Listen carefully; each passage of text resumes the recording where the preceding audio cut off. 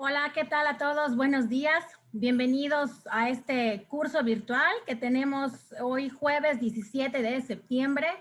Y estamos muy contentos aquí en la Secretaría de Salud del Gobierno del Estado de Yucatán de tener una invitada de lujo que nos va a dar un tema que seguramente va a ser también de mucho interés para todos quienes pues estamos trabajando en temas de salud, en particular, por supuesto, temas de nutrición y, por supuesto, pues los temas de niñez que siempre son bien importantes.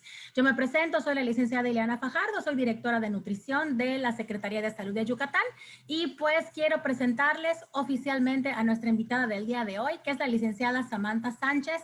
Hola Samantha, buenos días, bienvenida. Hola, ¿qué tal, Liliana?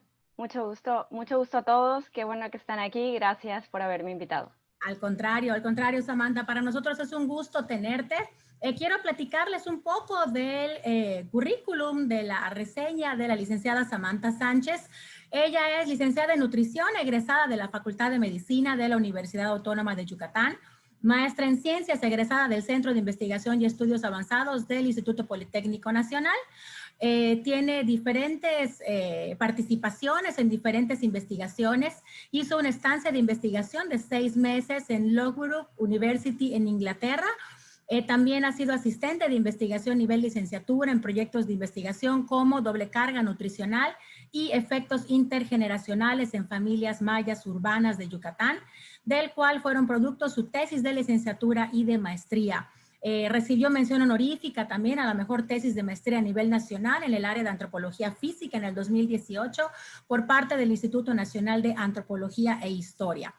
Tiene experiencia en nutrición comunitaria en el sur del estado de Yucatán, especialmente trabajando con población maya en comisarías de los municipios de Sucacab y Tixmehuac. Es afiliada al Colegio de Pediatras de Yucatán y actualmente es coordinadora de la licenciatura en nutrición de la Universidad Vizcaya de las Américas, Campus Mérida. La verdad es que estamos muy contentos, muy honrados de que estés hoy con nosotros, Samantha, para compartir pues algo, ¿no? De lo que finalmente es tu pasión también, que bien lo sé, que pues es el tema, por supuesto, de nutrición infantil, pero sobre todo bien aterrizado a nuestra realidad, ¿no? A lo que se vive en comunidades mayas, a lo que vivimos hoy en nuestro estado, y me parece que por eso es más que relevante que pues quienes estamos hoy aquí, pues aprovechemos mucho la presencia de la licenciada, de la maestra Samantha, y que pues quienes nos acompañan hoy en Zoom tienen ahí la parte habilitada para hacer preguntas, así que si quieren hacer alguna pregunta, algún comentario a la maestra Samantha, con mucho gusto lo pueden hacer. Y al final de su presentación, pues yo con gusto le haré pasar sus preguntas. Y quienes nos acompañan en Facebook Live de la Secretaría de Salud de Yucatán, también bienvenidos y buenos días. Y si tienen alguna pregunta o comentario para la maestra Samantha, pues también allá en la parte de comentarios, con mucho gusto los pueden hacer y se los iremos pasar. Entonces, Samantha, te voy allá a dejar que puedas compartir tu pantalla y ya para que yo te ceda el auditorio y puedas comenzar tu presentación.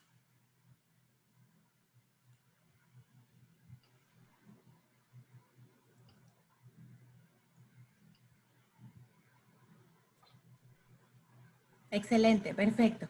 De acuerdo. Bueno, pues buenos días. Muchas gracias por la presentación, Ileana. La verdad es que pudiera parecer mucho, pero yo siento que aún es poco, que aún estoy iniciando en esto y tengo ganas de continuar, de que sea mucho más. Les agradezco su presencia primeramente. Espero que se encuentren todos muy bien junto con sus familias y qué gusto que pudieron darse cita el día de hoy para estar aquí. No quiero iniciar sin antes felicitar a la Dirección de Nutrición porque desde que inició la pandemia, desde la primera semana ya vienen los webinars y vienen temas muy interesantes que no han parado en todo este tiempo y que todos se van complementando. En la medida de la posibilidad de mis actividades los he ido siguiendo y creo que pues toda la información es valiosa, no solo de nutrición, sino se han tocado temas de salud que son muy valiosos para aportar a nuestra sociedad, para que nosotros como profesionistas de la salud podamos incluso utilizar eso, ¿no? Decidí titular esta charla Estado nutricional de niños yucatecos, visitando nuevamente los primeros 1000 días de vida.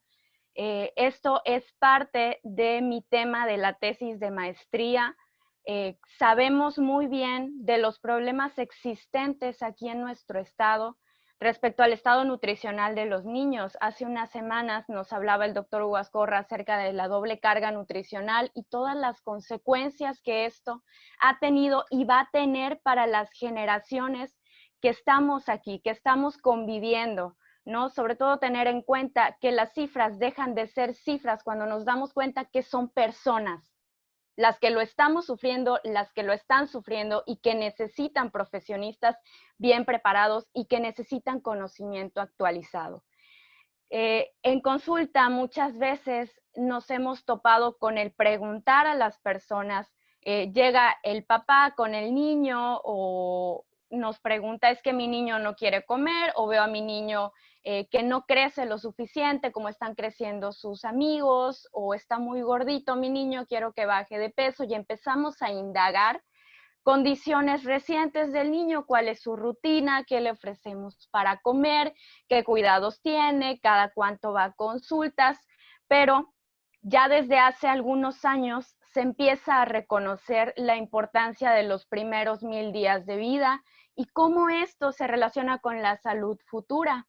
Esto quiere decir que ya no basta con conocer cuál es el ambiente actual que rodea a los individuos, que rodea a los niños, sino qué fue lo que pasó antes. A partir de aquí, tenemos el visitar nuevamente esos 1000 primeros días de vida.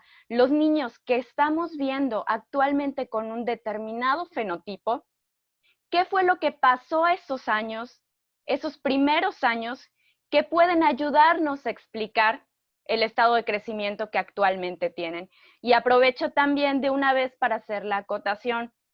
Utilizo estado nutricional, sin embargo, de manera personal, y espero que coincidan conmigo, el concepto del estado nutricional no involucra solamente el crecimiento físico. Yo, para términos de esta ponencia, estoy utilizando el crecimiento físico, pero sabemos que involucra aspectos dietéticos, parámetros bioquímicos, clínicos, incluso socioeconómicos. Es multidimensional, multifactorial el estado nutricional. Para términos de esta presentación, yo estoy utilizando el crecimiento físico. Empiezo hablando entonces de crecimiento físico, crecimiento en la niñez. A lo largo de toda la ontogenia humana, identificamos varios periodos de crecimiento. ¿Qué es propiamente el crecimiento? Es el aumento en el tamaño y en el número de las células. ¿Sí? No hay que confundirlo con el desarrollo, ya el desarrollo es la especialización que tienen las células para cumplir determinada función. Hablando de crecimiento físico, ha sido dividido por varios autores en dos tipos principales. Tenemos el crecimiento lineal, que es este crecimiento en centímetros, en longitud, que evaluamos mayormente a través de la talla. Es lo que generalmente se mide de manera más rápida, a lo que tenemos incluso acceso de manera más sencilla cuando trabajamos, por ejemplo, con poblaciones. Yo no he trabajado mucho tanto a nivel individual, mi trabajo ha sido más poblacional, más de nutrición comunitaria, y esto es a lo que podemos tener acceso, pues, como unos primeros datos, ¿no? Antes de ir indagando más. Tenemos la talla, que es esa longitud que existe entre el piso y el punto más alto de la cabeza, que conocemos como vértex. El crecimiento lineal nos da información acerca de historia de salud, historia nutricional, de condiciones que ha vivido la persona a lo largo de toda su historia. La talla no nos habla acerca de condiciones recientes, la talla nos habla de todo lo que el individuo vivió desde que nació hasta el momento en el que nosotros lo estamos evaluando. Por supuesto que si durante esa etapa de crecimiento hubo un ambiente que no fue propicio para crecer, hubo agresiones que ya sea que fueron recurrentes o que fueron prolongadas, todo esto se va a reflejar en la talla. Ahí vemos a una persona que tenga un crecimiento, algún retraso en el crecimiento o una talla insuficiente. A nuestra evaluación, a nuestro diagnóstico, podemos sospechar que algo ocurrió antes que nos está llevando a lo que nosotros estamos viendo en este momento, a diferencia del crecimiento en masa. El crecimiento en masa nos habla de condiciones más recientes y nosotros mismos lo vemos. Lo vemos que si dejamos de comer una semana, podemos bajar algunos gramos, pero si comemos en exceso una semana, ya recuperamos y ya incluso nos pasamos de algunos kilos. Ya la masa corporal es ya más variable de manera más rápida. Cuando nosotros medimos el peso, tenemos ahí la masa corporal total. Sabemos y estoy segura que todos los profesionales de nutrición concuerdan conmigo y espero que los demás profesionales de salud también, que ya el peso viene siendo insuficiente para dar una correcta evaluación y para todo lo que ya estamos teniendo, todas las consecuencias que ya se van encontrando y ya todo lo que vamos viendo para la creación de políticas, para la creación de estrategias de atención, de prevención a la población. Ya no nos podemos quedar solo con el peso y ojalá que haya personas de público en general que nos esté viendo, porque todo esto no es información nueva para nosotros. Estoy conjuntando toda esta información y nosotros como profesionistas podemos decir, es que esto ya lo sabemos, esto pues son conceptos básicos, ¿no? Que vamos aprendiendo todos, que aprendimos quizá o que hemos ido reaprendiendo, pero es muy importante que la población en general sepa todo esto, ¿no? Que no se vayan con el, ay, es que subí mucho de peso o bajé mucho de peso. Bueno, ¿cómo se compone ese peso? ¿No? Y tenemos entonces que evaluar la composición corporal. Hay diversos modelos para evaluar la composición corporal. El modelo más utilizado es el modelo de 2 compartimentos que nos divide en masa grasa y masa libre de grasa. O sea, cuando nosotros evaluamos el peso, y repito, no nos podemos quedar solamente con el peso, porque si supongamos que tenemos a 2 personas, una persona completamente sedentaria, que muy seguramente su composición corporal es mayormente acumulación de grasa, y una persona deportista de alto rendimiento, que mide lo mismo y pesa lo mismo que la persona sedentaria, es una composición corporal totalmente diferente y por eso no podemos clasificar a este individuo como un individuo con obesidad, ¿no? Y también tocamos aquí, ya llegamos a la definición de obesidad. La Organización Mundial de la Salud no define obesidad como un estado de exceso de peso, define obesidad como exceso de grasa corporal. Aquí viene la importancia, entonces, vamos a centrarnos en evaluar lo que realmente importa, la grasa que se está acumulando en nuestro cuerpo, ¿no? Entonces, dividimos en 2 compartimentos, masa grasa, masa libre de grasa. Masa libre de grasa es todo aquello que no es masa grasa, hablamos de músculo, de tejido óseo, de agua incluso. Y al evaluar la masa grasa, evaluamos no solamente la acumulación, sino también la distribución. Es otro punto importante. Acumulación, ¿cuánto se está acumulando? Distribución, ¿en dónde se está acumulando esa grasa que tenemos en exceso en nuestro cuerpo? ¿Cuál es la grasa que viene a tener mayor riesgo para nosotros? Es la grasa que se acumula en la parte central del cuerpo. En la parte central, en el tronco, es donde nosotros tenemos nuestros órganos, los órganos que nos hacen funcionar. Tenemos el corazón, los pulmones, los riñones, el hígado. Sin esos órganos somos incompatibles con la vida. Hay que poner atención y hay que cuidar a todo ese exceso de grasa que estamos acumulando y poner atención en que ya no siga pasando. Entonces, ya teniendo esto en claro, paso a algunas cifras que ya conocemos igual todos, algunas cifras de talla y de peso. Estos son datos del Instituto Nacional de Salud Pública. En el caso de talla estoy presentando datos de talla baja. Por algún motivo, después del ENSANUD 2006, ya no se reportan cifras de talla baja en escolares, solamente en preescolares. Tenemos estas cifras que fueron reportadas en 2010 a partir de la Encuesta Nacional de Salud en Escolares realizada en 2008, también por el mismo instituto, que nos dice que los niños a nivel nacional tenían un 8.6% de los niños a nivel nacional presentaban talla baja, 7.8% de las niñas a nivel nacional presentaban talla baja. Si tenemos en cuenta que en toda población sana se esperaría que un máximo de 5% de los niños presenten talla baja, bueno, son cifras que nos llaman la atención, pero quizá no nos alarman tanto. Pero cuando nos vamos a nivel estatal, estamos viendo que hay un 24% de los niños había más bien, porque pues son datos que fueron reportados en 2010, había un 24% de los niños que tenía talla baja y un 27.5% de las niñas con talla baja. ¿Qué nos está diciendo? En Yucatán, 1 de cada 4 niños tiene talla baja en la edad escolar. Y esto ya es bastante alarmante. En el caso del peso, vemos en datos de la ENSANU 2012, reporto ENSANU 2012 porque yo no encontré los datos de la más reciente a nivel estatal, encontré los nacionales y si alguien que está por aquí me pudiera orientar dónde encontrar los resultados estatales, estaría maravilloso para yo poder hacer esta comparativa nacional y estatal. Niños a nivel nacional tenían un 36.9%, a nivel estatal 46%. Y en el caso de las niñas a nivel nacional 32%, tenían exceso de peso y a nivel estatal era un 43.8%. Las cifras a nivel estatal siempre por encima de las cifras nacionales.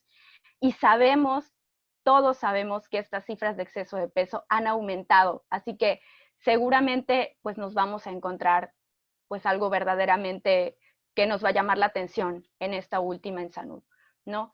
Si nos vamos ya a nivel un poquito más local, estudios locales, hay datos reportados por parte del equipo de laboratorio de somatología del CINVESTAB que ha estudiado por años a población yucateca, a población maya de aquí de Mérida y también de algunas otras comunidades del estado. La doctora Nina Méndez también estudió niños en edad escolar y también reportó este tipo de cifras y vemos también pues cómo las cifras concuerdan con lo que nos platicaba hace unas semanas el doctor Hugo Ascorra acerca de la presencia de doble carga nutricional en nuestro contexto. Estamos hablando de Yucatán. Paso entonces al concepto de los primeros 1000 días de vida. Estoy segura que todos ya estamos muy convencidos y ya conocemos la importancia que tienen. Se ha reconocido cada cosa y cada cosa que ocurra durante estos 1000 días de vida va a tener alguna repercusión, sea buena o sea mala, va a tener alguna repercusión sobre nosotros, tanto a nivel individual como a nivel colectivo, a nivel grupal. ¿Qué compone estos 1000 días de vida? Son 270 días de embarazo, 365 días del primer año y 365 días del segundo año de vida postnatal. Tenemos aquí 1000 días de vida. Se reporta que a largo plazo las alteraciones que ocurran durante estos 1000 días de vida pueden generar morbilidad, mortalidad y afecciones al crecimiento y desarrollo. Esto ya está comprobado. Y es una ventana crítica para la salud. Ya se explicó antes, creo que ya hubo un webinar de alimentación en los primeros 1000 días de vida. Se tocaron estos temas también en la de doble carga nutricional. Que una ventana crítica, ¿qué quiere decir? Que todo aquello que se enfoque, todas las acciones que se enfoquen para prevenir durante estos 1000 días de vida van a ser efectivos y de eso no hay duda. Comenzamos primero entonces con el embarazo. En el embarazo tenemos el crecimiento prenatal. El embarazo, como sabemos, se divide en 3 trimestres. Durante estos 3 trimestres tenemos primero, en el primer trimestre, el crecimiento de órganos y tejidos, empieza la formación. En el segundo trimestre, que ya el producto gestacional empieza a crecer en longitud, y en el tercer trimestre ya empieza a ganar más peso. Y es cuando ya vemos, por ejemplo, a las embarazadas que quizá al principio no se le nota tanto la panza y en el tercer trimestre ya, boom, ¿no? Está la panza. El niño está creciendo. Este crecimiento prenatal es altamente regulado por las condiciones en las que ocurre. No todos los productos gestacionales tienen la misma condición. Va a depender mucho de lo que tienen disponible para crecer, los estímulos que se reciban por parte de la madre. Recordemos que todavía no tienen contacto con el ambiente externo, todavía no están recibiendo más estímulos que los que la mamá le da a través del cordón umbilical, a través de la placenta. Incluso ya hay estudios de cómo la placenta tiene un papel muy importante incluso a nivel metabólico. Factores maternos han sido relacionados con el peso al nacer y con el crecimiento postnatal. No solamente va a determinar la mamá cómo va a nacer su hijo, sino cómo va a crecer. Ya a futuro es todo lo que se vivió durante el embarazo, ya a futuro está teniendo pues ciertas influencias, ¿no? Aquí nosotros, y vuelvo a lo que mencionaba al principio, estábamos hablando acerca de, estos son resultados que parten de mi tesis de maestría. Tuvimos 260 niños de Mérida y de Motul, y estos 260 niños tuvimos datos tanto de condiciones recientes, condiciones que han vivido actualmente, como datos biológicos de lo que se vivieron en los primeros años de vida. Esto fue lo que nosotros tuvimos disponible y espero que haya más estudios aquí en Yucatán con nuestra población que nos ayude a complementar todo esto, porque por más que quisiéramos incluir un montón de factores de todos los que se han involucrado, pues no siempre tenemos los recursos humanos, los recursos económicos, la disponibilidad de tiempo para hacer todo lo que quisiéramos. Incluimos aquí la edad materna, la talla materna y el orden de nacimiento, que tienen ya bien documentado, pues, que están influyendo durante los 1000 primeros días de vida para el crecimiento posterior. Pasamos al peso al nacer, ya se llevó todo el crecimiento prenatal, llega el momento del nacimiento, el niño nace. ¿Y de qué nos habla el peso al nacer? Nos habla que es un resultado acumulado de todo lo que el niño vivió dentro de la placenta, dentro de ese ambiente uterino, donde tuvo todas sus condiciones para poder crecer, hayan sido buenas, hayan sido malas, pero de manera muy gruesa, porque pues sí es algo, es un indicador pues bastante rudo que nos dice el niño pesa esto, ¿no? Sin embargo, no tenemos una composición corporal todavía que estemos tomando al momento del nacimiento de los niños, pues nos dice cómo fueron esas condiciones que él vivió. Es un importante determinante para la salud y bienestar, por supuesto, esto también está documentado. Hay un rango en el cual el niño debería estar, se sugiere que esté al momento de nacer entre 2.500 y 3.999 gramos, y sabemos que ya a partir de los 4 kilogramos los niños son macrosómicos y hay una serie de consecuencias, y nacer con menos de 2.500 gramos también puede traer consecuencias. Imaginen que para nosotros pueden ser unos gramos simplemente, ¿no? Digamos que nace con 2.300 gramos, y decimos, pues para nosotros como adultos a lo mejor y pues no significa mucho, decimos pues 200 gramos es a lo mejor el peso que nosotros podemos perder en una semana, pero ya cuando un niño que apenas se acaba de formar y que es un cuerpo tan pequeño, pues sí valdría la pena preguntarnos, esos 200 gramos que tiene menos, pues de qué son, ¿no? ¿De qué pudo haber sido? ¿Qué se pudo haber formado para él durante esa etapa prenatal que no se logró, ¿no? Y qué consecuencias, por supuesto, podría tener a largo plazo todo esto.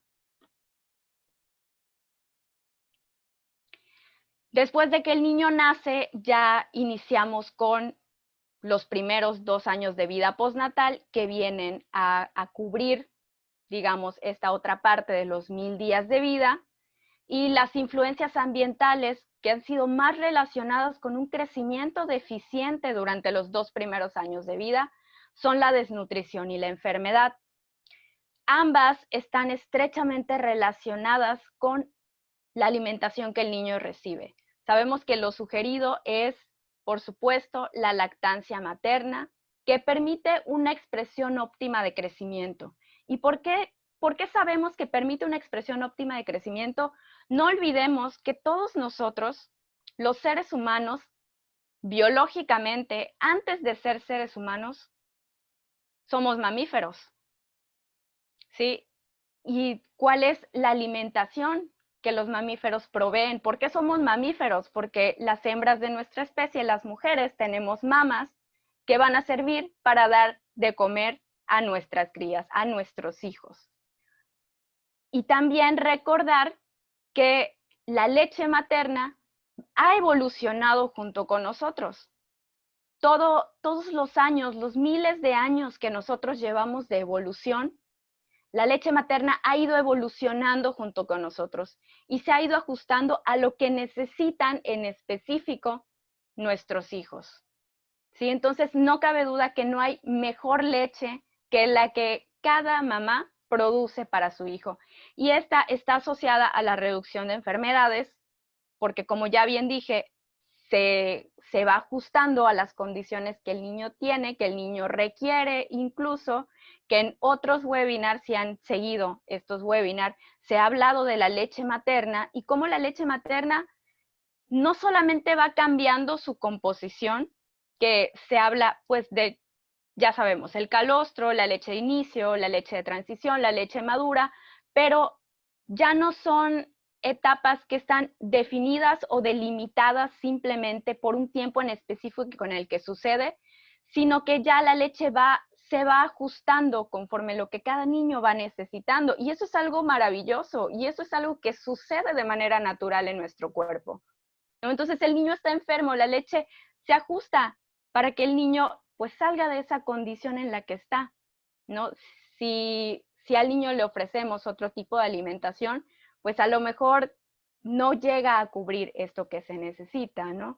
Y hay que, por supuesto, quitarnos de la cabeza pues esa idea que teníamos de que el niño tiene que comer cada 3 horas, ¿no? Porque esto fue algo que se nos metió en la cabeza a partir de la industria, a partir de que surge la fórmula láctea, y por supuesto que la fórmula láctea va a tener unas horas específicas en las que el niño debe comer, acorde con la composición de la leche que se nos está recomendando, ¿no? La leche enlatada que se esté recomendando, pues que 3 onzas y el niño debe comer cada 3 horas, pero los niños no son robots.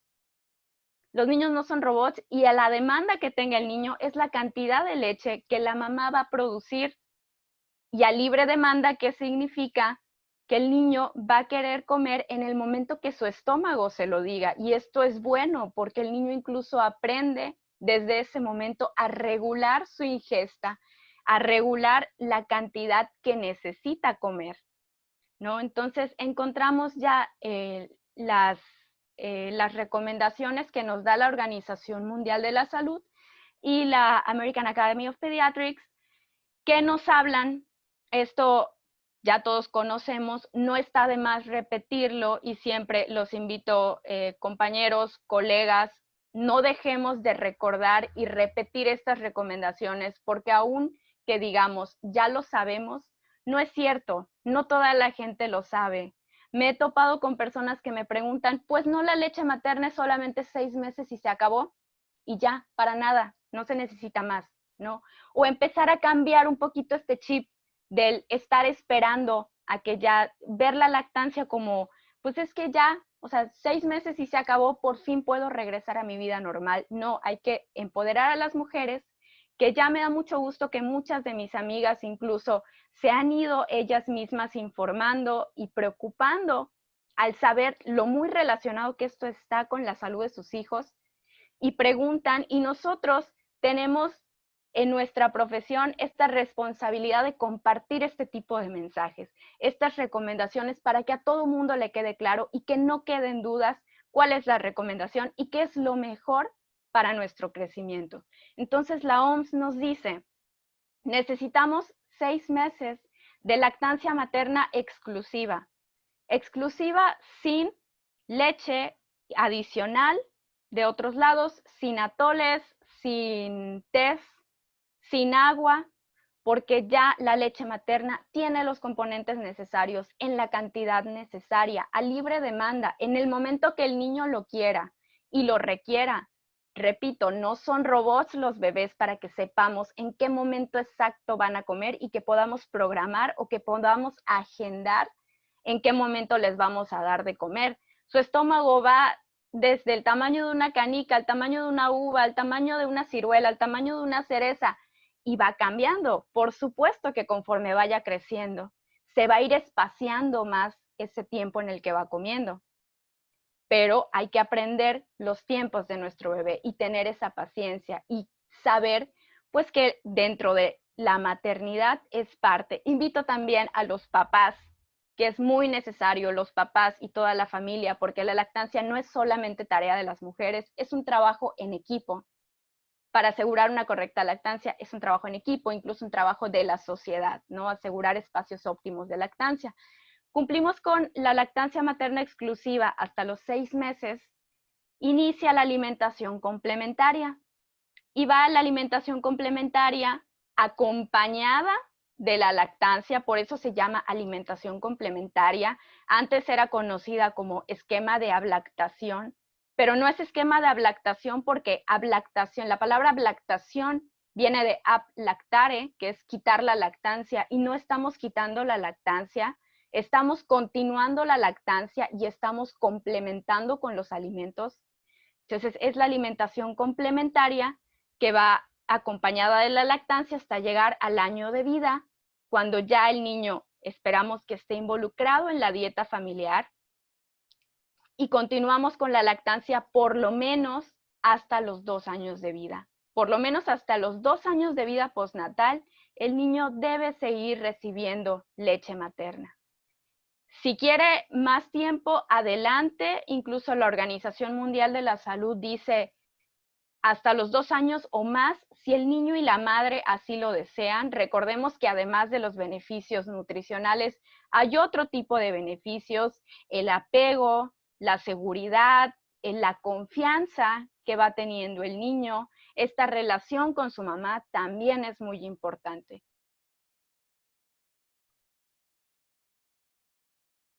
Y bueno, ya hablé un poquito entonces de que podemos tener nosotros cierto potencial de crecimiento en nuestros genes, aunque la genética pues no es tanta la participación que tiene como antes quizás se creía, ¿no? Que es que tienes genes para medir 1,80, ¿no? Sí, puedes tener un potencial de crecimiento, pero ese potencial de crecimiento va a verse modificado por el ambiente que estamos teniendo durante nuestra etapa de crecimiento. Ahí hay una interacción entre genes y ambiente, y un ambiente que puede ser propicio o que puede ser adverso. Tenemos poblaciones que tienen la misma genética, pero que ambientalmente tienen distintos tipos de condiciones, y esto se ve reflejado en su estado de crecimiento. Aquí vemos esta variación entre las poblaciones. No todas las poblaciones son iguales. Va a depender mucho de las condiciones que estén teniendo para crecer. Hablamos de la plasticidad. La plasticidad es esta capacidad que tiene el organismo para hacer ajustes ante las condiciones que se le presentan. Pueden ser ajustes metabólicos, fisiológicos, estructurales, pero a fin de cuentas el organismo busca ajustarse para sobrevivir de mejor manera. Esto es algo maravilloso del cuerpo humano. El cuerpo humano siempre va a buscar sacarnos a flote, siempre va a buscar que, a pesar de que las condiciones no sean las mejores, va a hacer los ajustes necesarios para que sigamos viviendo pues de la manera más adecuada que nos sea posible dentro de esas condiciones que tenemos. Y cuando esta plasticidad es mayor, son en ciertas etapas que son ya reconocidas como periodos sensitivos. Estos periodos sensitivos son los que conocemos como ventanas críticas o ventanas de oportunidad, que lo mencionaba hace un rato y que ya fue mencionado también previamente en otros cursos, que son ventanas de oportunidad para intervenir ahí y para que nuestras intervenciones sean efectivas y sean buenas. Intervenir durante los 1000 primeros días de vida va a significar un beneficio enorme a largo plazo para la salud de nuestra población.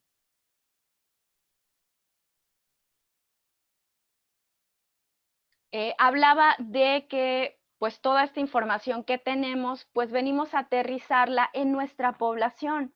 Ya conocemos la importancia de los 1000 días de vida, conocemos todos los estudios que ya se están llevando a cabo. ¿Qué es lo que está sucediendo entonces con nosotros? ¿Cuál es el panorama en Yucatán? ¿En qué estamos nosotros y por qué estamos estudiando esto? Y debemos seguirlo estudiando porque aquí en Yucatán nuestra población indígena, la población maya, tiene un estado biológico muy pobre, hay doble carga nutricional, hay talla baja, hay exceso de peso, hay enfermedades crónicas.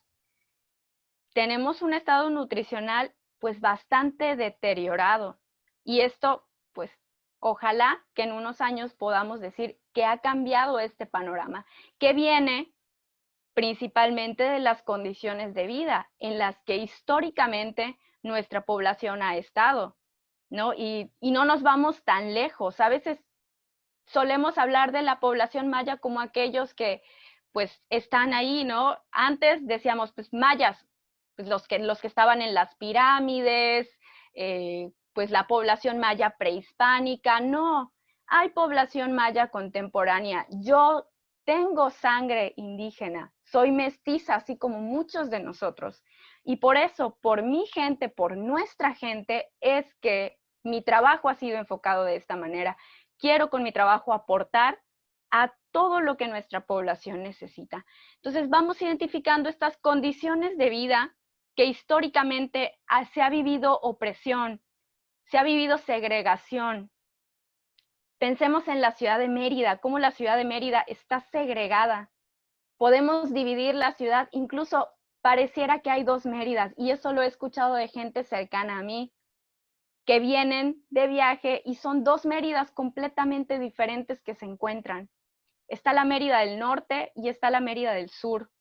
Y en la Mérida del sur es donde se concentra la mayor parte de la población maya que tenemos aquí en nuestro estado y que migra del interior del estado para la ciudad y que se asienta en la parte del sur, y las condiciones de vivienda, de infraestructura, tan solo con ver las calles, el alumbrado público, la presencia de servicios de salud, de servicios educativos, todo el tiempo que la gente debe invertir en trasladarse desde ahí hasta sus trabajos en otros puntos de la ciudad. Y así, entre otras cuestiones de condiciones de vida que se han ido estudiando, pues nos ha dado este resultado, ¿no? Y este es un resultado no de ahorita, es un resultado de varias generaciones y que por supuesto va a llevar varias generaciones componerlo, pero pues ahí vamos en el camino.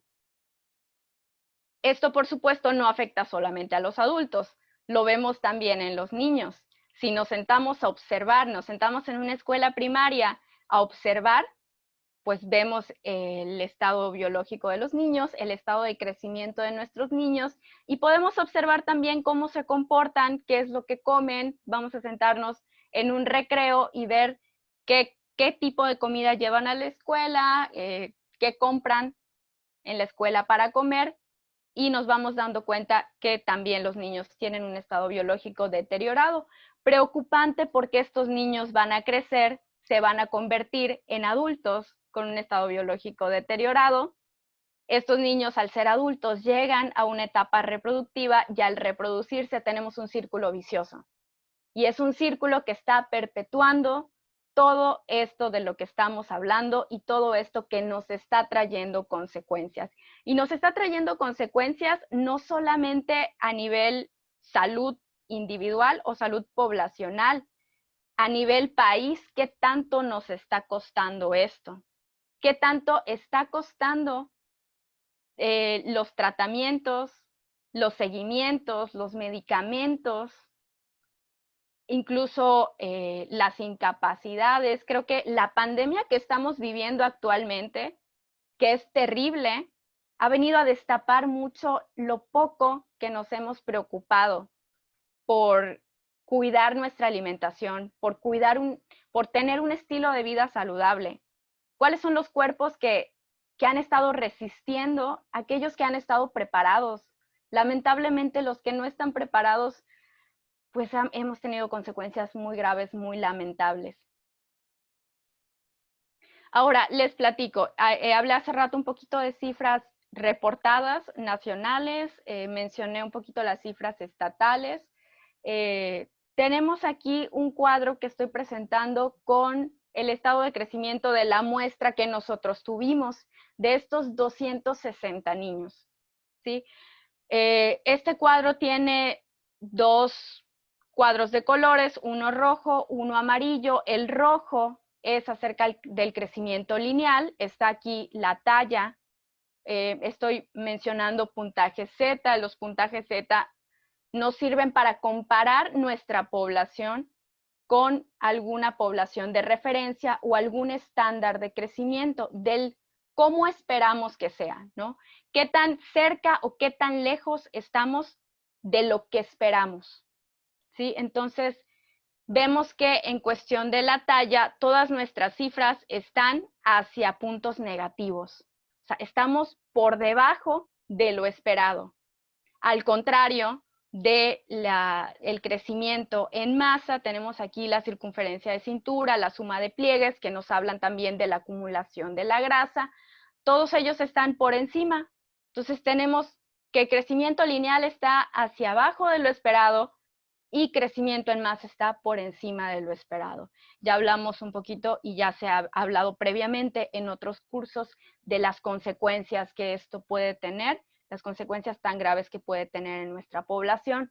Entonces, lo que hicimos nosotros fue buscar qué factores de los que habían en los primeros 1000 días de vida de estos 260 niños que se relacionaron con el crecimiento que ellos actualmente tienen. Por eso le puse visitando nuevamente los 1000 primeros días de vida.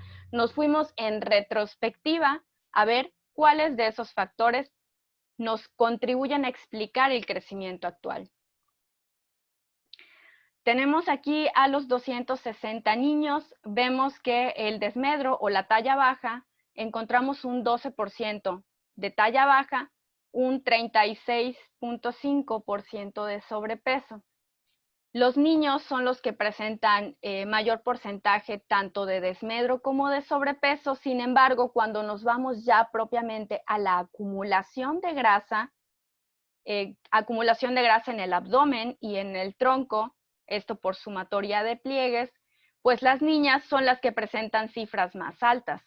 Si vemos, los niños tienen más sobrepeso, pero las niñas son las que están acumulando más grasa. Entonces, ¿cuáles fueron esos factores que nosotros encontramos asociados? En primer lugar, la edad materna. Siempre escuchamos que la edad materna, pues a veces viene este comentario de, es que ya se te está pasando el tren. O sea, ya hay que tener hijos porque se te está pasando el tren, o tus óvulos ya son muy viejos y el niño pues va a nacer enfermo. Sin embargo, a pesar de no haber encontrado un rango específico de en qué momento deberíamos de reproducirnos y en qué momento pues ya no te lo recomiendo, todavía no hay un rango concluyente, hay sugerencias, pero no algo concluyente, pues dentro de nuestra población, dentro de estos 260 niños con sus madres, encontramos que una mayor edad materna se asocia a un fenotipo más saludable en los niños. No nos lo esperábamos, es lo que nuestros resultados arrojan. Vamos buscando algunas explicaciones y pensamos que se debe más a razones sociales y económicas y no tanto a razones biológicas. Sí es cierto, las razones biológicas existen. ¿Qué pasa cuando pues ya hay una mayor edad, ¿no? ¿Qué sucede con los óvulos cuando hay una mayor edad? Pero también ciertos factores socioeconómicos de la madre, pues de la mujer, cuando ya es mayor, pues quizá tiene la posibilidad de ofrecer a su hijo un mejor ambiente para el crecimiento, un ambiente más propicio para el crecimiento.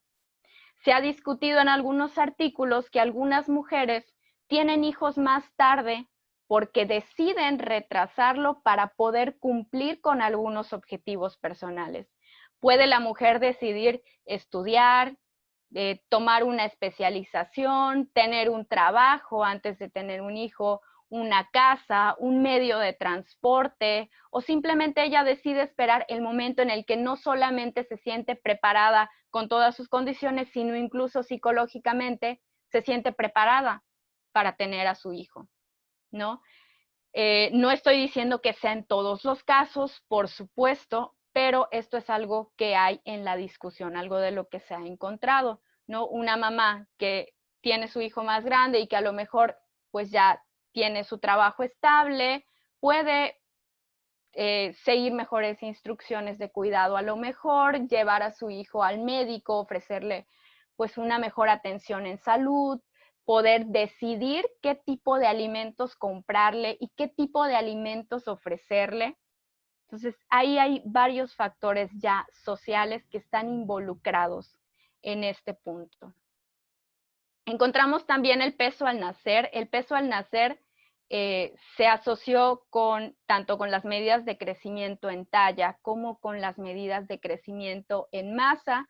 En cuanto al crecimiento en masa, nosotros evaluamos el índice de masa grasa y el índice de masa libre de grasa, que es algo así parecido más o menos como al IMC, que es el índice de masa corporal, pero el IMC lo dividimos en índice de masa grasa, índice de masa libre de grasa.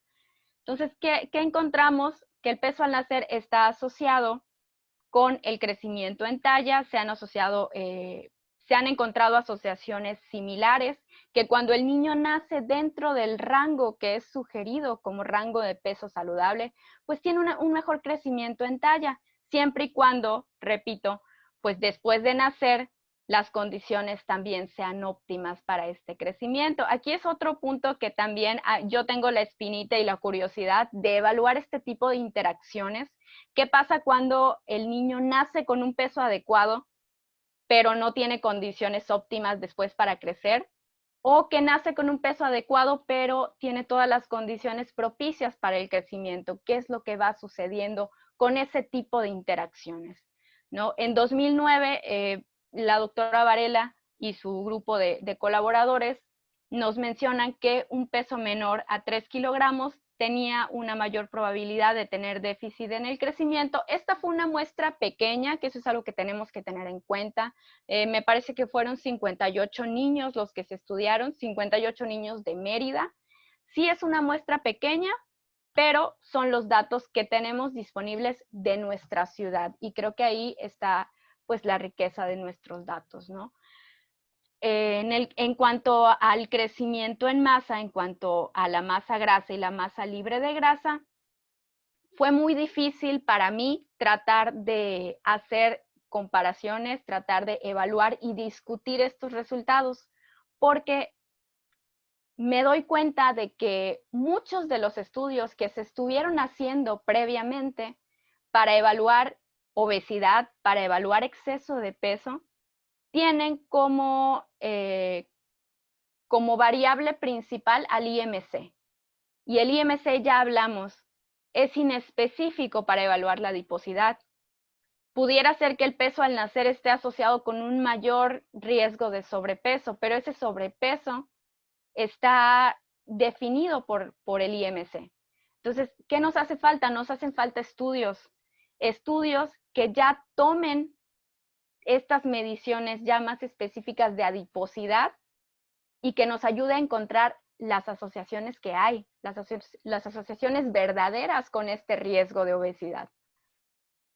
En esos estudios que sí encontraron una asociación ya con las mediciones específicas, pues nos dice que el peso al nacer está más asociado con la masa libre de grasa que con la masa grasa. Estas son buenas noticias. Aquellos niños que nacen dentro del rango, a futuro tienen todas las posibilidades de que su masa libre de grasa sea la que mejor se esté expresando, a diferencia de aquellos que nacen fuera de rango, que nos dice si el niño nace fuera del rango, ya sea por deficiencia o por exceso, tiene mayores probabilidades de acumular grasa en etapas posteriores de la vida. La talla materna, esto estamos todos muy convencidos, es un proxy genético, se utiliza como un proxy genético para el crecimiento de los niños. Por supuesto que todas las características maternas están asociadas con el crecimiento de los niños, y esto es desde el momento en el que el niño está en formación. Cuando la talla materna es menor a la esperada y la mujer es más pequeña, es congruente todo su cuerpo. Ella no es solamente más pequeña en estatura, sino sucede con sus órganos también y sucede con el útero. El niño entonces tiene un menor espacio para crecer y desarrollarse de manera óptima. Entonces, esto es algo que tenemos que tener en cuenta también. En esta muestra, 70% de las mujeres tuvieron talla baja.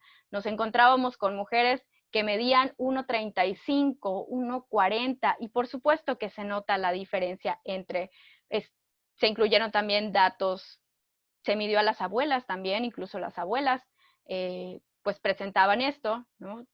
Medidas de talla baja muy altas, porcentajes muy altos de talla baja, que esto va repercutiendo en las generaciones que van siguiendo. Y por supuesto, la talla materna nos refleja condiciones de la propia historia de la mamá. O sea, ¿qué fue lo que la mamá vivió cuando era niña entonces que le llevó a tener estas condiciones que ella tiene, este estado biológico que ella está teniendo ahora como adulto? Entonces, pues la mamá ya tiene una hija y si esa hija sigue con las mismas condiciones, va a volver a pasar lo mismo. Hay que romper con este ciclo que estamos teniendo, que no va a ser de una generación a otra. Esto requiere años y requiere generaciones. Y qué bueno saber que ha ido disminuyendo, que estamos mejorando, que ya se está enfocando y se está reconociendo a la talla como algo importante. Hace muchos años era desnutrición, era nada más peso. O sea, le falta peso, está desnutrido. Bueno, pero está chaparrito. O sea, está chaparrito, tiene desnutrición crónica, también está desnutrido. Y hay que enfocarnos ahora a qué podemos hacer para evitar eso. No se pueden recuperar centímetros en talla. No quiero decir que se pierde la talla, no se pierde. Simplemente son centímetros que no se ganan durante la etapa que se debieron de haber ganado.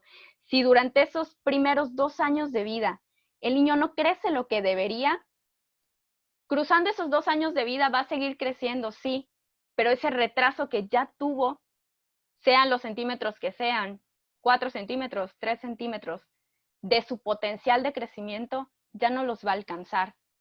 Entonces vamos a enfocarnos en el momento en el que podemos intervenir, el momento en el que podemos hacer algo al respecto, hacia dónde dirigir nuestros programas, nuestras políticas, nuestras acciones, que sabemos que van a tener una repercusión benéfica para toda nuestra población. El orden de nacimiento también fue un factor que encontramos asociado a nuestras medidas. El orden de nacimiento, pues si el niño fue el primer niño, el segundo, el tercero, ¿qué vamos encontrando? Que las diferencias en salud debidas al orden de nacimiento fue lo que nosotros fuimos encontrando en nuestra discusión. Pueden ser explicadas más por razones ambientales que biológicas. Generalmente nace el primer niño, y esto lo podemos explicar un poquito por la hipótesis de la dilución parental. A mí me encanta esta hipótesis y ojalá que se pueda seguir estudiando y que se pueda estudiar en nuestra población. Es súper interesante. Nace el primer niño y tiene toda la atención de los papás. Y tiene los cuidados y la atención de la familia y su alimentación y sus horarios y sus consultas y sus primeros pasos. Nace el segundo niño y esto ya no es novedad. No es que no se le ponga atención, pero los papás pues ya tuvieron esas primeras experiencias con un niño en donde incluso los recursos económicos para ese primer niño eran completamente para él. No tenía que compartirlo con nadie. Y cuando llega el segundo niño, ya todos los recursos, tanto económicos, de tiempo, de cuidados, deben dividirse. Y así cuando van llegando otros hijos. Entonces, esto es algo muy interesante de qué sucede o qué puede estar sucediendo, porque a pesar de que los papás pudieran ser inexpertos con el primer hijo y a lo mejor con el primer hijo no sabían de que la lactancia debía ser exclusiva los primeros 6 meses y en el segundo ya lo saben y le dan sus 6 meses de lactancia por completo, pues es una experiencia que ellos ya tuvieron, que ya aprendieron y que a pesar de la dilución de los recursos, pues la experiencia también es muy valiosa, ¿no? Los cuidados que le van a ofrecer para darle condiciones adecuadas de crecimiento también es muy valioso. Y la edad de introducción de primer alimento. Esto ¿a qué edad se le dio el primer alimento diferente a la leche materna al niño? Aquí no tuvimos datos de qué fue lo que se le dio, también sería interesante, qué fue lo primero que se le ofreció para comer, pero sí la edad a la que se le ofreció, cuántos meses tenía cuando se le ofreció ese primer alimento, ¿no? Algunos reportes nos hablan de que debería ser entre los 4 y los 6 meses. Ya sabemos que la Organización Mundial de la Salud sugiere que sea a partir de los 6 meses. En el webinar que hubo acerca de alimentación en los primeros 1000 días de vida nos hablaban de que hay que evaluar el niño, o sea, qué es lo que nos va a indicar en qué momento el niño puede empezar a comer. Y esa evaluación, por supuesto que está tanto en nosotros como papás, como en nosotros como profesionales de la salud que estamos atendiendo a un niño, el evaluar si puede, si esperamos a esos 6 meses o si quizá antes el niño ya está listo para empezar a introducirle los alimentos de la manera adecuada, ¿no? Hay reportes que indican que entre los 4 y los 6 meses es óptimo y nos dicen que fuera de este rango, o sea, fuera de este rango pueden encontrarse efectos adversos en la salud. Y vuelvo al mismo punto de la obesidad. Nos menciona una revisión sistemática que hay inconsistencias entre la presencia de obesidad y la edad de introducción de alimentos. Vuelvo a la falta de parámetros adecuados para definir la adiposidad, para definir la obesidad, que es lo que necesitamos. Hacen falta estudios que evalúen medidas adecuadas que nos hablen acerca de esto. Los primeros 1000 días de vida, por supuesto, son una etapa maravillosa, una etapa que continúa en estudio y que no solamente está relacionado con el crecimiento, sí está relacionado con el crecimiento de manera directa, pero pensemos indirectamente con qué tanto más está relacionado. Con que si el niño no crece de manera adecuada y llega a la etapa escolar, tenemos pues ya rendimiento escolar. En la adolescencia tenemos ya cuestiones de autoestima, cuestiones psicológicas involucradas.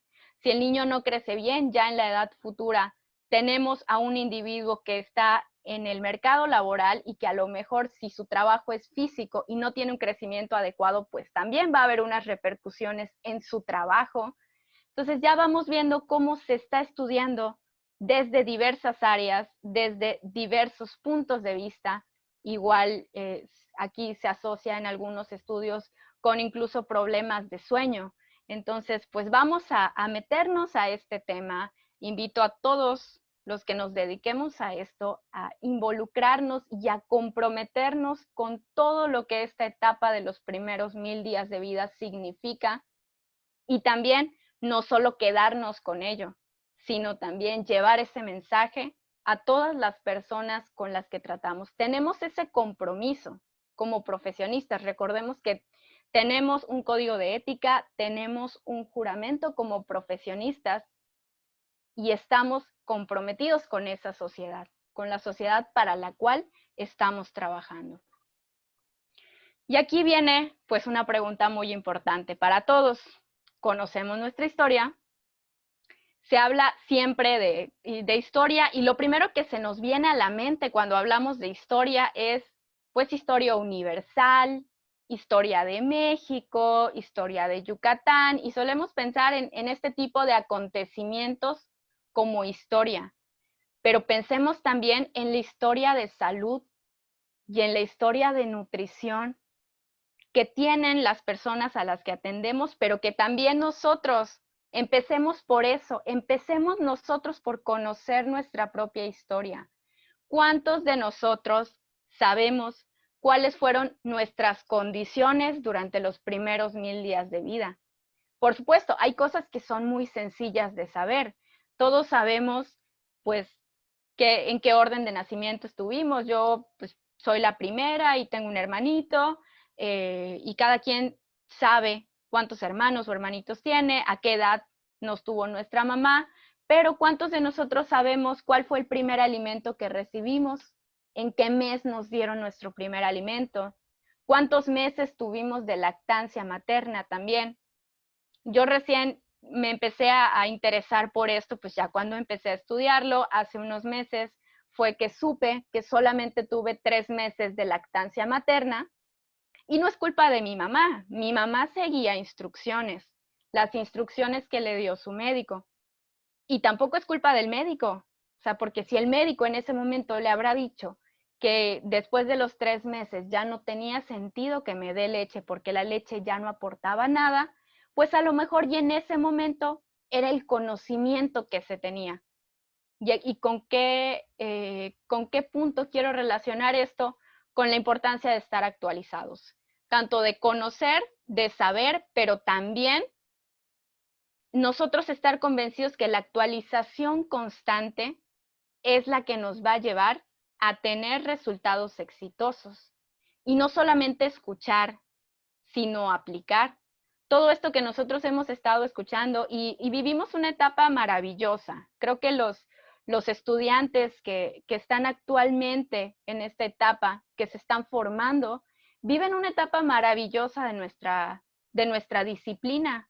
Antes la gente ni sabía que era un nutriólogo, ¿no? Y no teníamos espacio y no teníamos oportunidad y hemos luchado por eso y me da mucho gusto ver cómo pues los nutriólogos estamos cada vez más unidos y lo veo aquí en Yucatán, estamos cada vez más unidos y dándonos a conocer y me da mucho gusto que también este tipo de espacios a los que a lo mejor llegamos obligados por la pandemia, pero son espacios que se abren y se abren para población en general. Sí, esta charla está dirigida para personal de la salud, pero al estarse transmitiendo por redes sociales, también está siendo escuchada por gente que no se dedica a esto, pero que también le compete, porque también están preocupados o deberían estar preocupados por su salud.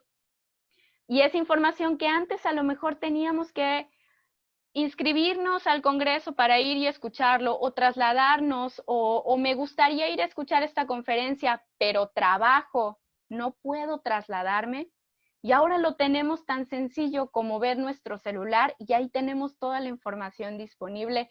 No la desaprovechemos y sobre todo no nos quedemos nosotros solos con esa información. Esta información hay que pasarla.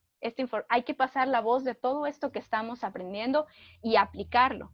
Todos aquellos que se dedican a la consulta, lo que están aprendiendo, empiecen a involucrarlo en su quehacer diario. En los pacientes, pueden estar ya viendo todo esto en los pacientes que tienen y no simplemente pues repetir patrones, ¿no? Todo aquello que aprendimos ya no es lo mismo hoy en día y sé que todos lo sabemos. Esquema de alimentación complementaria, el que yo aprendí cuando estudié ya no es el mismo que ahora está vigente. Tuve que reaprender y eso es lo que tenemos que hacer todos, porque así es la salud, porque así es el cuerpo humano, porque así es nuestra disciplina. Entonces, seamos profesionistas con valor, tengamos ese compromiso de formarnos, porque nuestra formación nunca termina, para poder dar la mejor atención a nuestra población, ya sea a nivel individual que trabajemos o que trabajemos con grupos, pero siempre pensando en lo benéfico que va a ser para todos a nivel poblacional. Entonces, pues les dejo esta tarea. ¿Quién conoce su historia y quién ha tenido la curiosidad de preguntar esto, ¿no? O sea, mamá, ¿cuánto tiempo tomé leche materna? Mamá, ¿qué fue el primer alimento que tuve? ¿No? Conozcámonos primero y conozcamos a nuestros pacientes, ¿no? Conozcamos toda la historia también. Ya no hay que buscar explicaciones. Si llega un paciente y con alguna enfermedad crónica, ya no busquemos solamente en lo que el paciente hace ahora o lo que el paciente hizo 2, 3 años atrás, porque esto es algo acumulado. Así que hay que conocer. Y aquí quiero ya ir finalizando con la importancia de incluir la nutrición basada en evidencia. Esto es algo importantísimo que no podemos olvidar y que está ligado con todo lo que ya he dicho hace unos momentos, que no podemos simplemente repetir y repetir y repetir. porque el conocimiento se va quedando obsoleto y porque cada vez hay mayor generación de conocimiento. Y ojalá que haya aún más generación de conocimiento. Necesitamos profesionistas también que se dediquen a la investigación, que estén bien formados, bien entrenados en investigación, porque, pues algo que siempre me gusta decir, el conocimiento no surge por generación espontánea. O sea, todo lo que hay en los libros, lo que hay en los artículos, alguien tuvo que trabajar para que nosotros podamos tener esa información.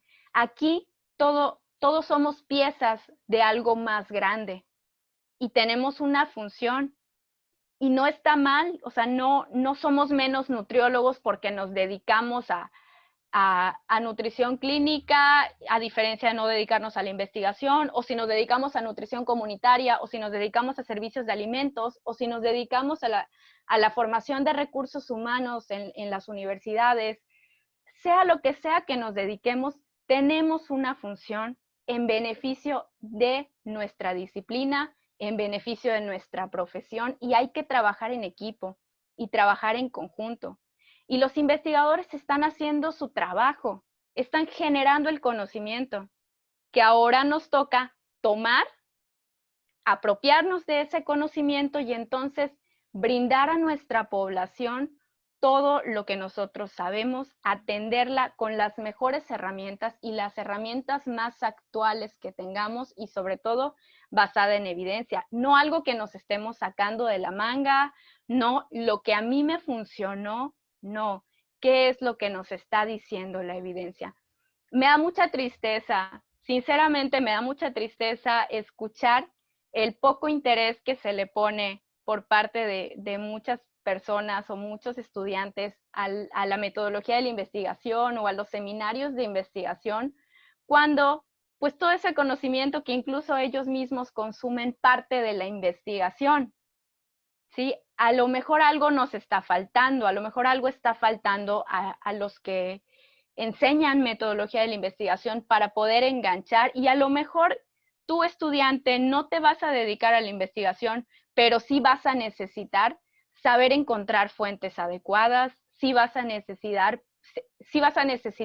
poder discernir entre todo el conocimiento que esté publicado, qué es lo real y qué no, porque también el hecho de que algo está publicado no significa que es lo real, lo correcto. Hay que buscar, hay que informarnos, hay que comparar y desde nuestra formación y nuestro pensamiento crítico, pues tomar lo que nos va a servir, ¿no? E ir armando nuestro propio acervo de conocimientos. Entonces, si nos están escuchando estudiantes, los invito a poner atención. Metodología de la investigación es algo que como sociedad y como país nos va a servir y pues no me queda más que decir que necesitamos, yo hablé de una muestra de aquí, de Yucatán, que fue una muestra de 260 niños que nos fuimos en retrospectiva con los datos que teníamos a ver qué fue lo que sucedió en sus primeros 1000 días y ya vimos que es importante la talla materna, el orden de nacimiento, la edad de introducción de alimentos, el peso al nacer y mencionaba hace rato también el peso al nacer, la talla materna, la edad materna, el orden de nacimiento y la edad de introducción de primer alimento, ¿no? Eso es en esta muestra. No quiere decir que es representativo, representa a mis 260 niños que tuve, ¿no? No puedo generalizar a que así sea en todo Yucatán por nuestras limitaciones, pero ojalá que pronto podamos tener un estudio o algunos estudios que con los que podamos estudiar a la mayor parte de la población o a una muestra verdaderamente representativa y podamos saber qué pasa. Entonces, estoy hablando de mi población, de población yucateca, de niños que mencionaba al principio. Dejan de ser cifras, ya no es lo que se reporta, lo lejano, lo que estoy leyendo en el papel. Son niños con los cuales conviví, son personas entre nosotros, ¿no? ¿Y qué nos hace falta entonces? Pues investigación, más recursos, más gente dedicada a esto, Y más participantes, por supuesto. No es posible la investigación sin los participantes. Es súper valioso. Yo reconozco la limitación que tiene mi estudio. En mi estudio yo tomé a estos 260 niños y me fui a ver sus 1000 días de vida a través de lo reportado por sus mamás. Pero qué rico sería tener información que, por el contrario, tomemos a esta muestra de mujeres embarazadas, las seguimos durante el embarazo, los niños nacen y seguimos a esos niños y seguimos también a las mamás durante toda su etapa de lactancia, cuando le empieza a dar al niño sus primeros alimentos, el niño va creciendo. Estudios longitudinales necesitamos. Ya eliminamos un sesgo porque, repito, conozco las limitaciones de mi estudio, pero son las condiciones con las que contamos ahora y son los recursos con los que contamos ahora. Y reconozco mucho a todos los investigadores de todos los centros de investigación que nosotros tenemos que hacen maravillas con los recursos que tienen. Pero necesitamos más. Y necesitamos participantes también, así que si ustedes que están escuchando tienen la oportunidad de participar, si cumplen con los criterios y pueden participar en un proyecto de investigación, no duden en hacerlo. No lo vean como una pérdida de tiempo, es una inversión y es una inversión para nuestro país. ¿De qué va a servir? Siempre esa es la pregunta, pero ¿de qué sirve hacer investigación? ¿No? Pues para esto sirve, para conocer la realidad y a partir de la realidad ya no seguir repitiendo patrones que a lo mejor no han tenido efecto, sino utilizar el conocimiento real, el conocimiento de lo que está pasando verdaderamente. Y sin participantes no hay investigación. Así que si tienes la oportunidad de ser participante en un proyecto de investigación porque cumples con las características, va a ser muy valioso y estás aportando al país. Porque a lo mejor esos datos que tú estás proporcionando, que los investigadores están analizando, que están publicando y que en algún momento van a llegar a los tomadores de decisiones y a la gente que está encargada de hacer las políticas y la gente que se encarga de la salud pública, pues va a tener información adecuada para poder crear las estrategias.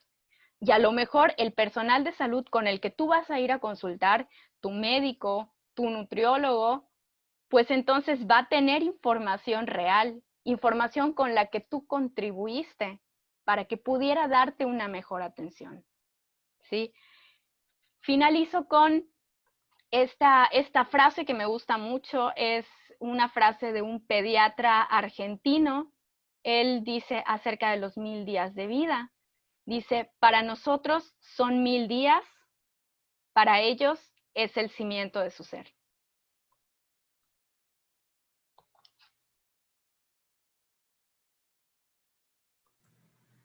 Ay, qué bonita frase, Samantha, para cerrar esta presentación del día de hoy. La verdad es que hemos sido aquí desde la Secretaría, ¿no? Bueno, desde que iniciamos esta serie de webinars, sí hemos sido muy insistentes con el tema de los primeros 1000 días de vida y tratar de verlo, ¿no? Como desde diferentes enfoques, porque cada vez tenemos más información, más evidencia, ¿no? De la importancia de involucrarnos de lleno en las intervenciones que podemos hacer en esos 1000 días de vida, verlo como yo creo que la mejor ventana de oportunidad en la que podemos hacer algún tipo de intervención, precisamente es en esta ventana que nos dan los primeros 1000 días de vida, pero me parece que, y también hemos procurado de alguna manera también invitar a pues, investigadores locales, ¿no?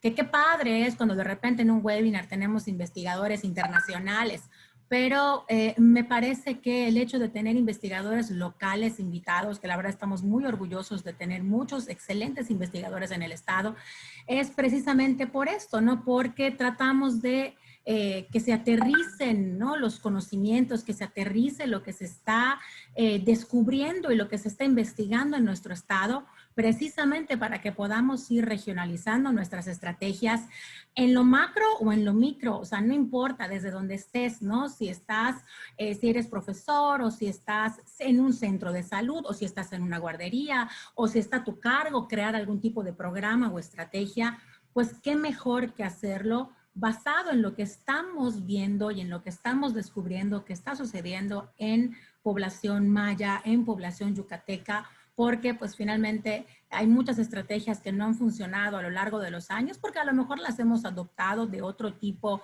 de investigaciones, ¿no? En el exterior. A veces hay hasta intervenciones que de repente hemos querido implementar acá que funcionaron en Alemania o en Holanda y pues definitivamente no compartimos, ¿no? El mismo núcleo, ¿no? No compartimos esas características culturales, religiosas, biológicas, genéticas, son completamente diferentes. Entonces, la verdad es que yo felicito muchísimo a toda la gente que se ha dedicado a hacer investigación aquí en Yucatán. Y me da mucho gusto también toda esta gente que de alguna manera ha salido a prepararse al extranjero o fuera del estado, pero ha decidido regresar y aportar finalmente lo que ha podido aprender precisamente para generar más información que nos pueda servir como estado. Así que la verdad es que es muy interesante y siempre es muy importante escuchar y volver a escuchar, como decía Samantha, ¿no?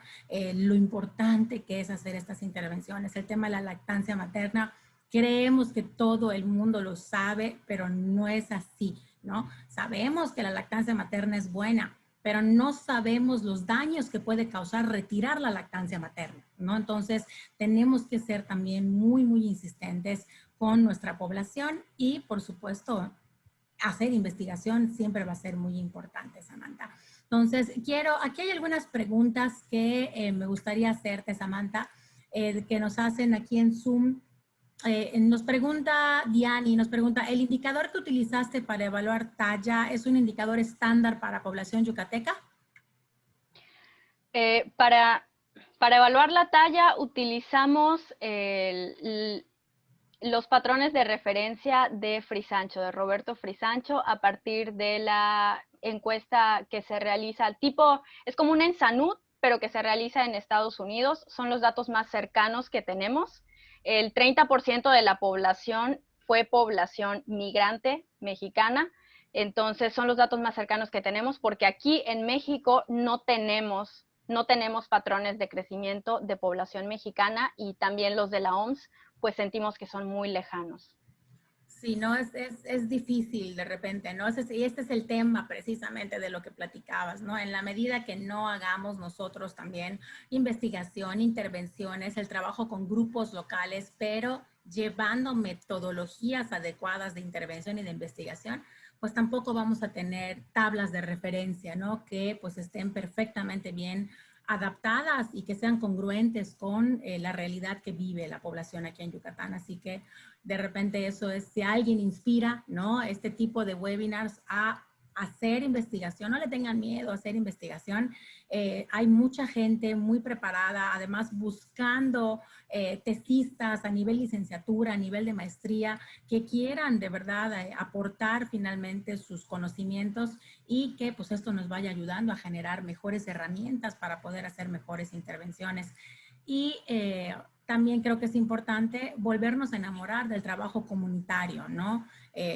A muchos seguimos o siguen formados en la puerta esta de a lo mejor de la nutrición, ¿no? Clínica, de la consulta, y está bien que bueno, me parece que hay profesionales de la salud y nutriólogos para todo, pero recordemos también lo importante que es el servicio comunitario, ¿no? Prestado desde nuestra profesión. Todo lo que podemos hacer a nivel comunitario también es sumamente valioso. Pues aquí hay otra pregunta. Sam, no, gracias. No, son felicitaciones. La verdad es que recibiste ahorita muchas felicitaciones por tu webinar. Hay una pregunta de si actualmente se está haciendo algún tipo de investigación de la que tú tengas conocimiento y que en qué lugar o a dónde pudieran referirse si alguien estuviera interesado en hacer investigación, Sam. Sí, el laboratorio de somatología de Simvestab, todo el equipo de trabajo del doctor Federico Dickinson, se ha Se ha estado trabajando por años con crecimiento infantil. Dulce Romero está actualmente por presentar incluso su tesis de maestría. Ella estudió mujeres embarazadas, también es información valiosísima, muy actual, pero a eso se ha dedicado en los últimos años. Se pueden contactar, si quieren me pueden enviar un correo electrónico y yo los puedo poner en contacto con el doctor Federico Dickinson. Él va a estar muy contento de poder compartir toda esta información. También el doctor Hugo Ascorra, que ya estuvo aquí hace unas semanas en los webinars, él se ha dedicado también prácticamente todo lo que lleva de su carrera a trabajar el crecimiento infantil y las condiciones de vida de la población indígena aquí en nuestro estado. También a él lo pueden contactar y estará muy contento de compartir todas sus publicaciones. Hay un libro que recientemente se publicó desde la cultura, todo como nuestra cultura y nuestra sociedad pues ha repercutido en nuestro estado biológico. Ese libro también yo lo tengo en PDF, se los puedo proporcionar si así lo desean. Muchas gracias, Sam. Aquí nos preguntan, ¿no? Por ejemplo, de lo que tú has podido observar, ¿no? En tus investigaciones, ¿qué sucede con los niños que, bueno, aquí mencionan, ¿qué sucede con los niños que tienen intolerancia a la proteína de la leche y que se suspende la lactancia materna? Pero pues a lo mejor hasta es válido extender un poco la pregunta, ¿no? De qué sucede con los niños que se les suspende la lactancia materna. Sí, claro. No está satanizado el uso de sucedáneos de la leche materna. Eso sí, quisiera que quedara muy claro. En ningún momento si una mamá no puede dar leche, no es menos mamá por no poder dar leche. La sugerencia que se hace la Organización Mundial de la Salud es que lo hagamos en la medida de nuestras posibilidades. Lo que no se vale es que dejemos de dar leche por flojera o porque me estorba en alguna actividad que quisiera, ¿no? Nuestros hijos están primero. Pero por supuesto que si el niño necesita otro tipo de consumir otro tipo de leche, es válido siempre y cuando vaya acompañado de una asesoría profesional, del pediatra, del nutriólogo, que es quien va a decirnos cuál y en qué cantidad y durante cuánto tiempo y a lo mejor y cuándo cambiar de sucedáneo de la leche. Sí, no, siempre me parece que esto que comentas es lo más importante, ¿no? El acompañamiento, o sea, pues cualquiera que sea la razón por la que una mujer decide dejar de dar la lactancia, ¿no? Que idealmente es que no fuera nada más por un tema de comodidad, ¿no? Aunque podamos pensar que es muy válido, pero bueno, finalmente pensando en que no sea por un motivo de comodidad, ¿no? Más que de a lo mejor pues regresar al trabajo o que finalmente pues hay más hijos por atender. Entonces, bueno, hay que dar un buen asesoramiento nutricional a la mamá, ¿no? De bueno, cómo va a suplir esa lactancia y darle muchísima importancia a la alimentación complementaria. ¿No? Tratar de que ese niño a lo mejor se mantenga completamente alejado, al menos durante 2 años, de alimentos ultraprocesados, ¿no? Que estén cargados de azúcar, sal, calorías, que pues no son de ninguna manera necesarias. Y dar un buen coacheo, ahora sí que utilizando el coacheo, dar un buen coacheo de alimentación complementaria, ¿no? Esas mamás necesitan, si necesitan que les demos algún taller, que nos dejan entrar a su casa o las podemos invitar y en donde estamos tenemos las herramientas para hacerlos, pues a apoyarlas, ¿no? A ver cómo pueden preparar papillas con ingredientes diferentes, porque también eso es algo que nos pasa. A veces damos por sentado que todas las mujeres sabemos hacer papillas, ¿no? Y sabemos cómo se cocina un chayote y cómo le incorporo espinacas y cómo le incorporo las lentejas. Entonces las mamás a veces nos vamos, ¿no? O se van del consultorio del nutriólogo con la indicación de que le prepare cosas naturales y la mamá llega a su casa y nomás no tiene idea de si algo se tiene que poner a cocer primero o si se le quita la cáscara o lo hago con cáscara. Entonces, toda esa falta ¿no? de información pues es lo que hace que pues la mamá, pues ni modo, se va al supermercado, compra el alimento en papilla que ya viene envasado, lo abre y se lo da. O sea, ¿por qué? Porque no hubo un acompañamiento y una educación adecuada para que esa mamá pueda, de alguna manera, si ya quitó la leche materna y va a empezar con fórmula y el niño ya está cercano a su alimentación complementaria, pues darle la información adecuada de alimentación complementaria. Recordemos que esta responsabilidad es nuestra, ¿no? No suponer que las personas saben porque pues es lógico cómo se hace una papilla, de ninguna manera. Y es parte de nuestra responsabilidad pensando en el bienestar de un bebé, ¿no? Pensando en el bienestar de esa ventana de 1000 días que tenemos y por supuesto que en esa ventana de 1000 días pues entra la alimentación complementaria y entra la introducción de alimentos. Y entonces si estamos luchando hoy, ¿no? Muchos nutriólogos del país porque ese nuevo etiquetado de alimentos nos sirva para que la gente aprenda a decidir qué sí puede o debe comer y qué no, pues entonces no descuidemos también a esos pequeños consumidores, ¿no? Que a lo mejor desde los 3 o 4 meses, pues ya están probando alimentos ultraprocesados, pero pues la mamá no tiene ni idea de que esos alimentos, qué es lo que pueden causar. Entonces, sí es muy importante que nosotros también recibamos ese tipo de instrucción para que podamos bajarla, ¿no? Así que a ensuciarse nutriólogos, ¿no? Y a ponerse el mandil y a comprar o a conseguir una licuadora y conseguir una ollita o algo y enseñar a las mamás siempre pensando que pues es para, por supuesto, para el beneficio, ¿no? De los niños. Entonces, Samantha, no sé si quieras darnos un mensaje final para todos los que nos están escuchando.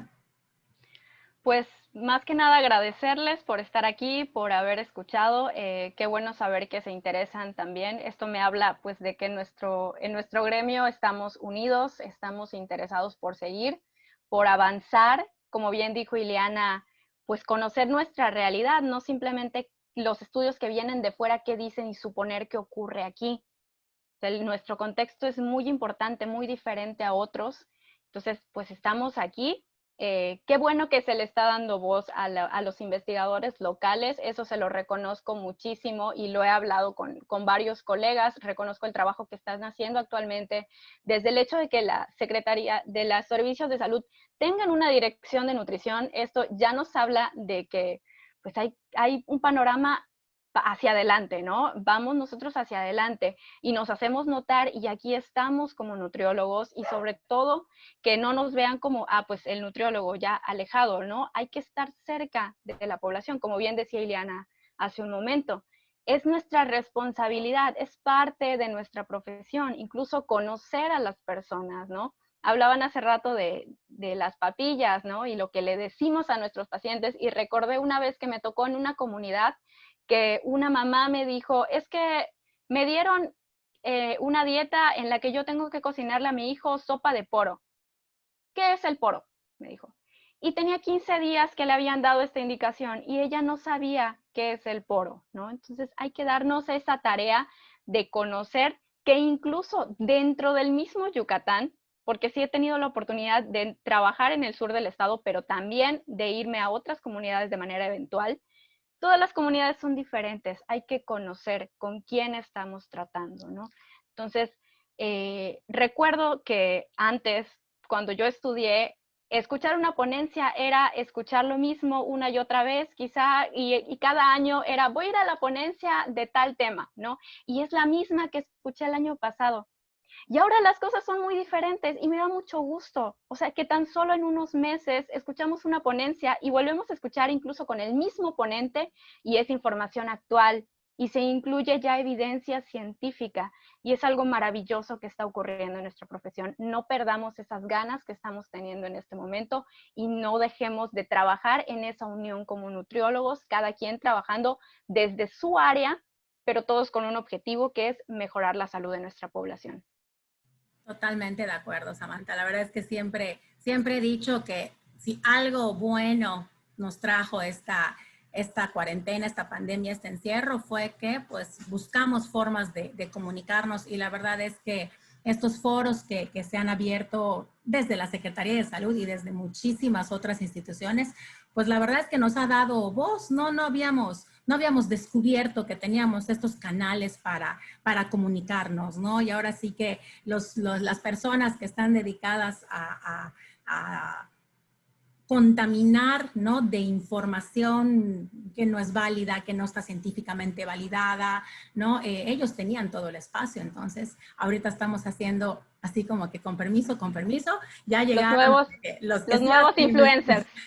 Los nuevos influencers son los investigadores, la gente que tiene soporte en artículos científicos, la gente que se va al campo a hacer investigación, la gente que está en hospitales haciendo investigación, así que pues ahora sí que con permiso, pero pues ya llegamos nosotros también, así que siempre nos da mucho gusto el poder tener, te repito, Samantha, y de verdad te felicito, investigadores locales, es un orgullo para nosotros y pues definitivamente a quienes podamos darles foro para sus investigaciones, por favor, mándenos un correo a dirección de nutrición @ssy.gov.mx y con mucho gusto, si alguien ha hecho algún trabajo de maestría, algún trabajo de doctorado, algún trabajo de licenciatura que quiera compartir con nosotros, hombre, nosotros estaremos encantados de poder darles un foro también para que puedan compartir algo que hayan encontrado, sobre todo en nuestro estado, que eso es lo que estamos también intentando, ¿no? Entender qué es lo que tenemos que hacer a nivel estatal para mejorar nuestras condiciones de salud en general, ¿no? Y no nada más de nutriólogos. ¿Cuántos, como el doctor Hugo Ascorra, bueno, él es nutriólogo, pero pues ha dedicado su vida a la biología y a la ecología humana, entonces hay muchísimas áreas de oportunidad que tenemos que pues vamos a aprovecharlas entre todos, así que si tienen oportunidad de ver estos webinars, conéctense. Hay webinars también que tiene de manera muy constante el Instituto de Salud Pública y el CINVESTAF y la UADI, ¿no? Muchas instituciones están haciendo estos webinars, así que pues vamos a aprovecharlos y vamos a hacer foro para que no se acaben, porque la verdad es que a veces una servidora ha dicho, bueno, yo creo que a lo mejor, así lo dijimos, ¿no? A lo mejor en junio ya, ¿no? Bueno, un mes más, a lo mejor en julio, bueno, agosto, bueno, septiembre. Entonces, porque la verdad es que sí es emocionante también como profesionales de la salud, pues el encontrar tantas coincidencias. Así que pues también nosotros estamos muy contentos y muy emocionados y pues ahora sí que mientras sigamos recibiendo esta demanda por parte de ustedes, pues seguiremos haciendo el esfuerzo de hacer estos webinars para provecho de todos, ¿no? Así que pues muchas gracias, Samantha, en nombre del Gobierno del Estado de Yucatán, en nombre de la Dirección de Nutrición de la Secretaría de Salud de Yucatán por este webinar.